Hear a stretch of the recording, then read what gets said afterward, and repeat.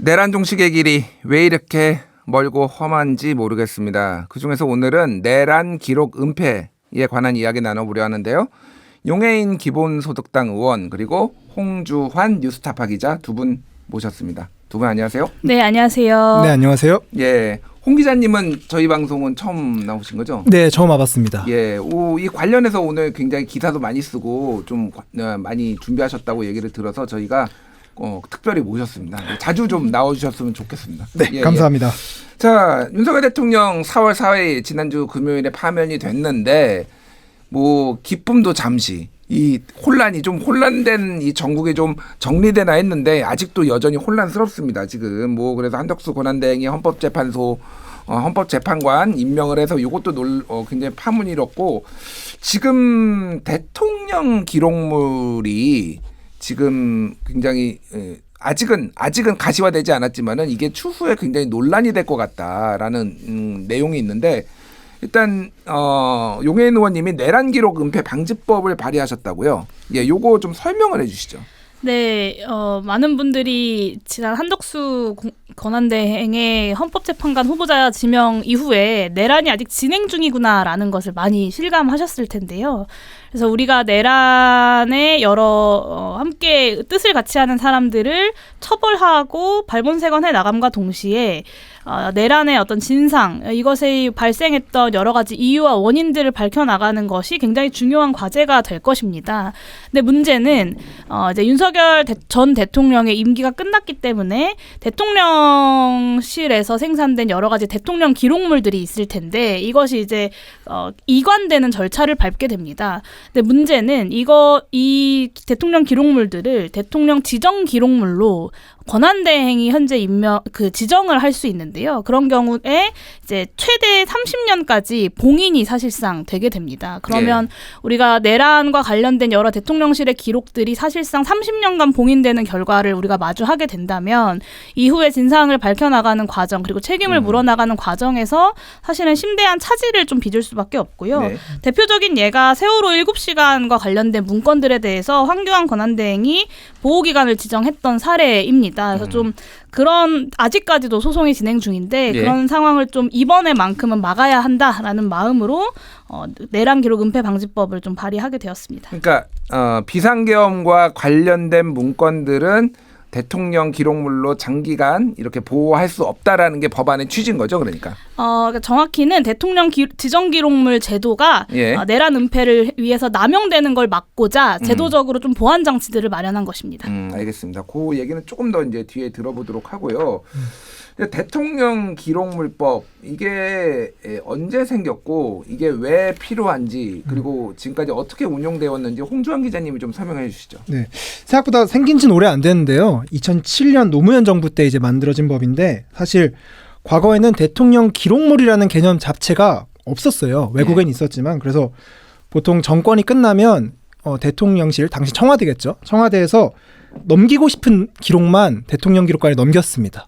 그래서 뭐 자기들한테 불리하거나 약간 꺼림칙한 기록들은 파기하거나 아니면은 대통령실 관계자들이 갖고 가는 경우도 있었어요. 그냥 자기가 나가면서 결국에는 이 기록물이라는 게 남기고 싶은 기록만 계속 남았던 건데 근데 그러면 사실 이런 정권에 대한 이제 객관적 역사적 평가가 부실해질 수밖에 없잖아요. 그래서 이제 대통령 기록법을 만들면서 대통령 기록물을 어떻게 관리해야 되는지 그리고 이것을 어떻게 법적 절차에 따라서 대통령 기록관으로 넘겨야 하는지 이제 이런 것들을 만든 건데 그 대통령 기록관 사이트에 가면은 각 정권별로 이관된 그 자료의 개수가 나와요. 기록물법 전 그러니까 김영삼 노무현 때는 이관된 문서가 7만 3만 건 정도였어요, 겨우. 근데 이게 7만 건, 3만 건. 근데 이제 노무현 정부 때부터는 이게 46만 건, 50만 건 이렇게 늘어나거든요. 그러니까 이제 그 전에는 얼마나 많이 이거를 파기하고 가져갔을지를 이제 알 수 있는 대목입니다. 그렇군요.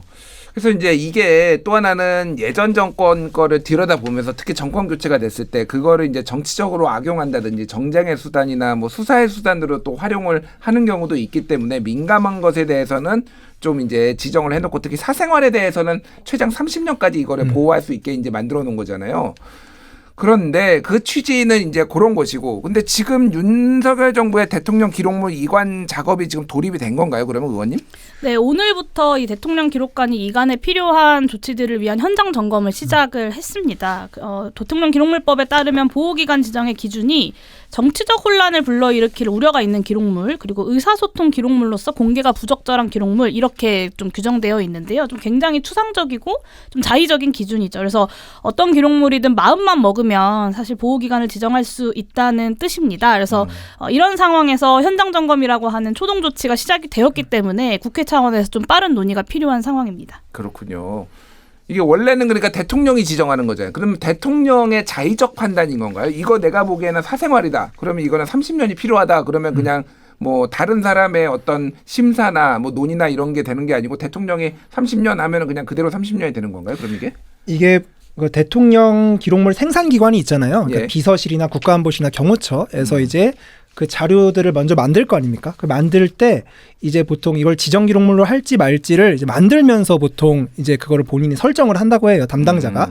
그럼 그 의견을 그대로 이제 대통령 기록물 관할 기록관이라고 있습니다. 예. 지금은 그게 메시지 비서관실인데 비서관실로 넘기면서 그 의견을 첨부하고 그걸 계속 갖고 있다가 대통령 임기가 끝날 때쯤에 그걸 이제 대통령이 봅니다. 예. 봐서 이제 이거는 지정 기록물로 남겨야겠다. 야, 이거는 뭐 그냥 공개되겠는데 이런 거를 대통령이 사실상 마음대로 정하는 거고 그거에 대해서 뭐 심의를 하거나 이의를 제기하거나 심지어는 대통령이 어떤 기록물을 어떤 사유로 지정 기록물로 지정했는지 목록도 공개하지 않아도 됩니다.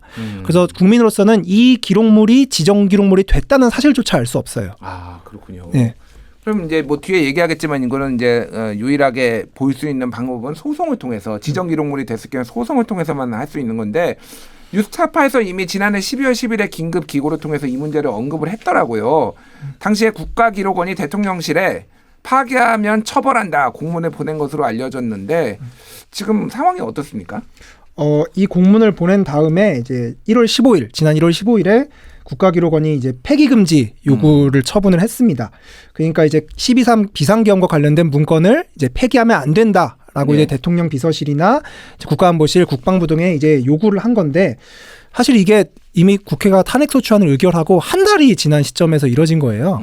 이미 탄핵 심판이 진행 중인 상황이었던 거죠. 그러면 그 사이에 어떤 자료들이 유실됐고 또 나갔을지는 사실 알 수 없는 상황입니다. 이게 사실 충분치 않은 게 그 공공기록물법에 보면은 이제 수사기관의 요청이 있을 때 이 폐기금지를 결정할 수 있지만 사실상 국가기록원이 결정을 할 수 있다고 돼 있어요. 자체 판단을 할 수 있는 거죠. 근데 국가기록원은 자체 판단하지 않고 공수처 요청이 올 때까지 계속 기다렸기 때문에 이 사각지대가 생겼다라고밖에 볼 수 없습니다. 그렇군요. 그 국방부 장관 김용현 국방부 장관 같은 경우에도 본인의 뭐 집에서도 그렇고 뭐 사무실에서도 그렇고 굉장히 많은 자료를 폐기했다라는 의혹들이 지금 상당히 많이 나와서 뭐 엄청난 양의 종이 부스러기가 나왔다 뭐 이런 언론 보도도 있었는데 어쨌든 이게 지금 중요한 거는 의원님 이게 형사 재판의 증거로도 또 쓰일 수 있는 거잖아요. 그러니까 이거를 보존해야 되는데 그냥 이게 옳고 그름을 떠나가지고 내란에 관련된 사람들은 다 파기하거나 파기를 못하면은 그냥 지정기록물로 해서 그냥 못 보게 만들고 싶은 게 인지상정일 것 같아요. 그들의 입장에서 보면. 너무나 당연하죠. 사실 내란의 죄는 형사 불소추 권한이 있는 대통령도 예외이지 않습니까? 그러니까 그리고 이제 공소시효가 없는 거고 그리고 형이 굉장히 중합니다. 그렇기 때문에 당연히 증거를 은폐하려고 하는 의지가 생길 수밖에 없는 것이고요. 실제로 말씀하신 것처럼 한 달 정도, 그러니까 탄핵이 되고 난 다음에 한 달 정도 그 기간 동안 사실은 얼마나 많은 증거물 은폐가 일어나는지 우리는 지금으로서는 알기가 어렵습니다. 근데 이진우 수방사령관이 블랙박스에 대한 폐기를 지시하기도 했고 방첩사령관, 여인영 방첩사령관 같은 경우도 여러 가지 자료들을 폐기하라는 지시들을 부하 직원들한테 했습니다. 그리고 김성훈 경호차장이 이제 비화폰 관련된 서버의 어떤 삭제 지시를 했던 것도 언론 보도를 통해서 알려져 있는 상황이죠. 사실 지금 그 법이 개정이 된다고 하더라도 내란에 대한 여러 가지 증거들과 기록들이 얼마나 많이 증거 인멸이 되었을지는 사실은 확신할 수는 없는 상황입니다. 예, 그 대통령 기록물 관련돼서 지금 소송이 하나 진행 중인데 예전에 황교안 총리가 그러면 대통령 권한대행이 세월호 7시간에 관련해서 요거를 지금 지정기록물로 해가지고 볼 수가 없는 건데 이게 지금 시민단체에서 지금 소송이 붙은 거죠 지금. 네, 맞습니다. 예. 좀 과정을 좀 설명해 주시죠. 지금 어떻게 네. 되고 있는지. 그러니까 2017년에 이제 박근혜 전 대통령이 파면된 이후에 황교안 권한대행이 세월호 참사 당일에 청와대나 국가안보실 등에서 생산 보고 접수한 문건을 전부 지정 기록물로 만들었어요. 이제 몇십 년 봉인한지는 알 수 없는데 그래서 이거에 대해서 소송이 이제 일었고 대통령 기록관을 상대로 당연히 대통령 기록관은 보여줄 수 없다. 지정 기록물이다라고 해서 했지만 1심에서는 이 대통령 지정 기록물 지정이 위법하게 이루어졌을 가능성이 매우 높다. 이게 소송이 언제부터 시작된 건가요? 사실 이게 소송은 2014년에 처음 있었어요. 사실 예. 2014년에 있다가 그 소송이 진행 중일 때 박근혜가 파면되면서 예. 이제 기록물이 그럼 대통령실에서 대통령 기록관으로 갈 거 아닙니까? 예. 그럼 소송은 대통령실로 한 거기 때문에 각하가 됐어요. 아. 그래서 다시 한 겁니다. 아. 다시 대통령 기록관으로 했고 이때는 1심에서는 대통령 지정 기록물 지정이 위법하게 됐다. 예. 대통령 마음대로 할 수 있는 게 아니다. 적법하게 해야 된다라고 해서 시민단체 측이 이겼지만 2심에서는 패소했습니다. 하지만 올해 1월에 대법원에서는 다시 1심 판단을 준용하면서 파기환송 처분을 했기 때문에 지금 다시 서울고등법원에서 이 세월호 7시간 자료에 대한 대통령 지정 기록물 지정이 적법하게 이루어졌는지 한번 따져보는 중입니다. 아, 그러면 이거 보려고 지금 한 10년 걸리는 거네요, 보니까 이게. 10년이 넘었죠, 사실. 예, 그러니까. 이 자료가 필요하고 공개될 어떤 공익적인 가치가 있다고 해서 소송이 진행 중인 와중에 파면이 되었기 때문에 이제 대통령 지정 기록물로 가버려서 또다시 또 더 긴 시간을 보내고 있는 상황인데요. 그래서 제가 이번에 발의한 법안에는 그런 내용을 좀 담았습니다.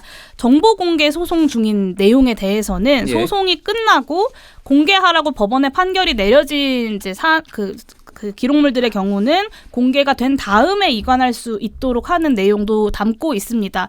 지금 대통령실에 근무하고 있는 직원들의 명단을 공개하고자 하는 시민단체의 소송이 진행 중인 것으로 제가 알고 예. 있는데 정보공개센터가 아마 주도하는 걸로. 예. 네, 하승수 변호사가 하시는 하승수 것으로 변호사. 알고 예, 있습니다. 예. 근데 다만 이 부분도 이제 대통령실에서 대통령 지정 기록물로 지정될 예정이기 때문에 공개할 수 없다라는 입장을 가지고 있는 중입니다. 근데 사실 대통령실에서 국민의 세금으로 녹을 받으면서 국정 운영에 관여하고 있는 사람들이 누구인지 그 명단을 공개할 수 없다는 것은 사실 좀 상식적으로 납득이 안 되는데 예. 윤석열 정부의 대통령실에서 일했던 사람들이 누구인지조차도 우리는 여차하면 15년, 30년 동안 알 수 없는 상황에 처할 수도 있게 되는 거죠.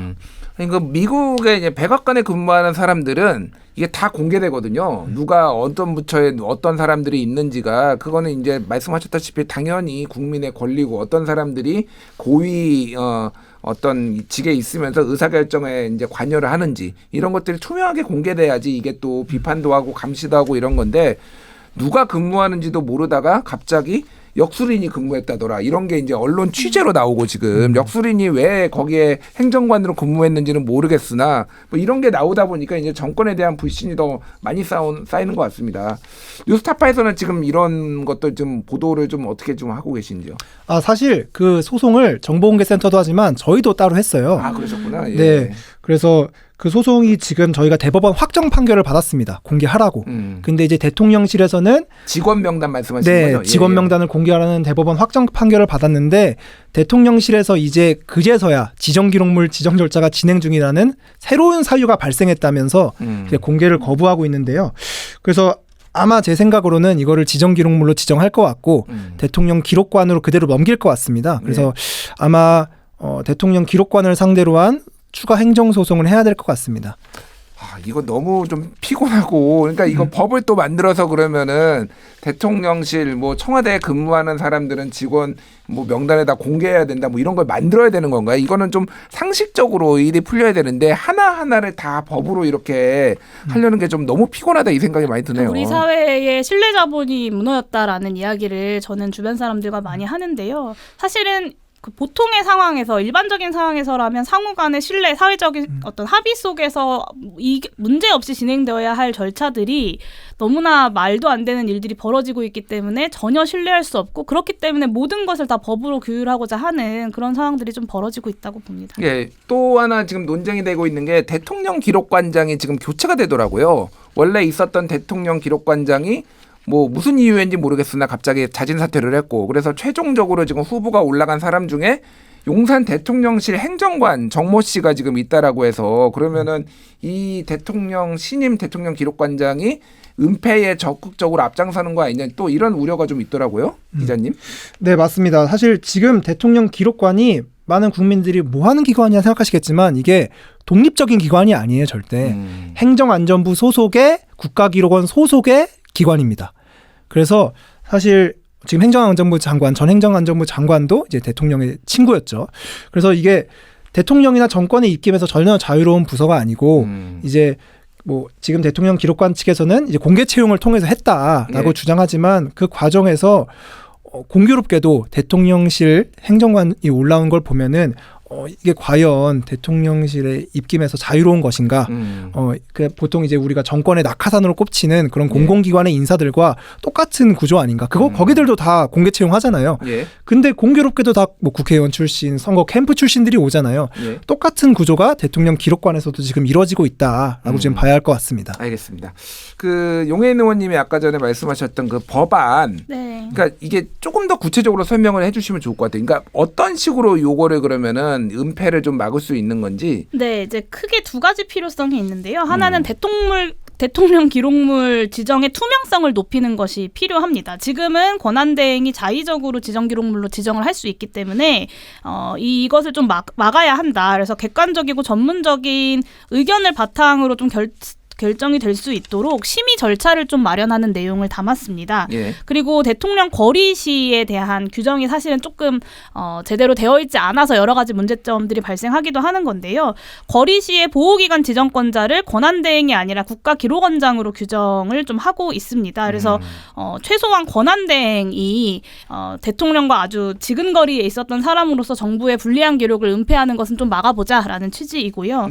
그리고 아까 말씀드렸던 정보공개 소송 중인 내용에 대해서는 소송 절차가 마무리된 다음에 이관과 보호기관을 지정하도록 했고 마지막으로는 이 탄핵소추안이 의결됐을 때부터 이관에 필요한 조치들을 하도록 좀 규정을 했습니다. 통상적으로 대통령 기록물 이관에는 한 1년 정도가 소요가 된다고 해요. 근데 지금 이 대통령 파면으로 인한 이관은 파면 결정부터 60일 이내에 아주 다급하게 이루어져야 하는 상황입니다. 그래서 굉장히 부실하게 이관되는 것이 아니냐라는 우려가 지금 등장하고 있는 상황인데요. 그래서 파면 이전인 국회의 탄핵소추안이 의결된 때부터 기록물 이관에 필요한 조치를 할 수 있도록 좀 근거 조항을 담아놨습니다. 사실 지금은 대통령실에서는 당연히 기각 또는 각하가 나올 거라고 예상을 했다는 거잖아요. 그래서 아마 전혀 그런 준비에 대해서는 말도 못 꺼내는 상황이었을 거라고 저는 좀 판단을 하고 탄핵소추안이 의결됐을 때부터 좀 관련된 절차를 진행할 수 있도록 하는 내용을 담았습니다. 그렇군요. 근데 문제는 이게 이제 본회의에 올라가서 통과를 하더라도 한덕수 권한대행이 거부권을 행사할 수가 있잖아요. 이게 그러면은 이제 한 2달 정도 남은 건데 이제 권한대행의 임기가 그 안에 이게 실효적으로 뭔가 조치가 될 수 있을지 좀 궁금하긴 하네요. 사실 그 부분이 가장 이렇게 저도 법안을 발의하면서 고민스러웠던 부분인데요. 사실 빠르게 좀 행안위와 법사위 그리고 본회의까지 좀 의결을 해야 된다라고 생각하고 그리고 동시에 제가 기자회견에서 좀 한덕수 권한대행에게 촉구했던 것은 스스로 이해충돌 당사자이기 때문에 이 기록물 지정을 중단할 것을 좀 촉구를 했습니다. 근데 현재 권한대행의 권한행사 범위가 현상 유지에 국한되어야 한다는 학설을 정설이라고 할까요? 다수설을 싸그리 무시하고 심지어는 대통령 몫의 이 헌법재판관 후보자 지명까지 하고 있는 상황이어서 거부권 행사부터 시작해서 기록물 지정까지 아마 적극적으로 내란에 대한 기록들을 은폐하려고 들지 않을까라는 우려가 남아있는 것은 사실입니다. 그렇군요. 홍 기자님은 좀 어떤 부분을 좀 앞으로 주목해야 된다고 보십니까? 저도 용 의원님 말씀해 주신 것처럼 앞으로 한덕수 권한대행이 좀 어떤 모습을 보일지 좀 주목이 되는데 이게 많은 분들이 뭐 기록물 그거 숨기는 게 뭐 그렇게 대수야라고 하겠지만 헌법재판관을 임명하는 거는 이제 6년이잖아요. 그러면 다다음 대통령 바뀔 수 있어요. 근데 지정 기록물은 30년입니다. 대통령이 5번을 바뀌어도 이 기록물이 안 나올 수도 있다는 뜻이에요. 그리고 한덕수 국무총리는 단순한 이해 당사자가 아니라 이해 충돌자가 아니라 현재 내란 혐의로 수사를 받고 있는 피의자입니다. 아직 무혐의 처분을 받지 않았어요. 근데 그런 사람이 본인과 관련된 기록을 만질 수도 있고 본인이 뭐 본인의 공범이라고 할 수 있는 사람들의 기록을 만질 수도 있는데 이게 과연 정당한 것이냐 이런 부분에서 많은 국민들 그리고 또 이제 뭐 국회에 계시는 분들이 좀 생각을 해주셨으면 좋겠다라는 마음입니다. 하나 제가 궁금해서 여쭤보는데 용해인 의원님 이거를 뭐 소급 적용하거나 예를 들면은 정권이 바뀐 다음에 법을 해서 소급 적용해가지고 대통령 기록물 지정 기록물을 다시 재분류한다든지 뭐 이런 거는 불가능한 건가요? 그러면? 지금으로서는 현행법상으로는 가능하지 않아 보이는데요. 뭐 법적으로 어떻게 그 문제를 해결해 볼 수 있을지는 조금 더 고민이 필요할 것 같습니다. 그리고 저 또한 이 말씀을 좀 드리고 싶은데 제가 관련해서 최근에 발의한 법 중에 하나가 권한대행에 관련된 법이에요. 예. 권한대행이 그런 어떤 역할은 있는데 권한대행의 권한 행사의 어떤 범위에 대해서 전혀 법적인 근거가 현재는 마련되어 있지 않거든요. 예. 그러다 보니까 한덕수 권한대행의 여러 위헌적인 행보에 대해서 많은 사회적 갈등과 논란이 생기고 있습니다. 그래서 대통령 권한대행법에 대해서도 좀 조속하게 국회에서 논의가 됐으면 좋겠다라는 말씀도 좀 마지막으로 드리고 싶습니다. 그러니까 이게 상식과 관례에 따라서 이루어지면은 별 문제가 없었는데 맞습니다. 이거를 또 이제 상식과 관례에 벗어나니까 또 이거를 법을 법으로 만들어야 만들어야 되고 되죠. 또 이거를 누군가는 거부권을 행사할지 말아야 되지 또 이런 논의를 해야 되고 이 도돌이표 같은 현실이 너무 좀 답답합니다. 어쨌든 정치가 좀 정상으로 돌아왔으면 좋겠다 이런 생각을 합니다. 홍 기자님 뭐 짧게 하실 말씀 있으신가요? 그러니까 지금 되게 아이러니한 상황인 건데 이거를 볼 수 있는 방법이 아예 없는 건 아니에요. 예. 뭐 국회의원들의 3분의 2 이상의 찬성 의결이 있으면 되고 또 검찰에서 고등법원장의 발부한 영장을 받으면 됩니다. 예. 근데 사실 전자보다는 후자가 더 가능성이 높다고 해요. 이제 후자가 더 이제 과거에 사례도 있고. 예. 그런데 결국 또 이거를 검찰의 손에 맡겨야 되냐. 이 기록물을 보기 위해서. 그러니까 우리가 이제 뭐 윤석열이 만든 검찰 정권에서 이제 뭐 그걸 엄청나게 비판했는데 예. 또 우리가 기록물을 보기 위해서는 검찰에 의존해야 되는 이 상황이 너무 아이러니하다. 예, 그거 말고는 진짜 방법이 없는 것인가 라고 알겠습니다. 생각입니다. 예, 어찌됐든 좀 합리적으로 문제가 풀렸으면 하는 마음입니다. 예, 지금까지 두 분과 함께 내란 기록 은폐 방지법 이야기 나눠봤습니다. 감사합니다.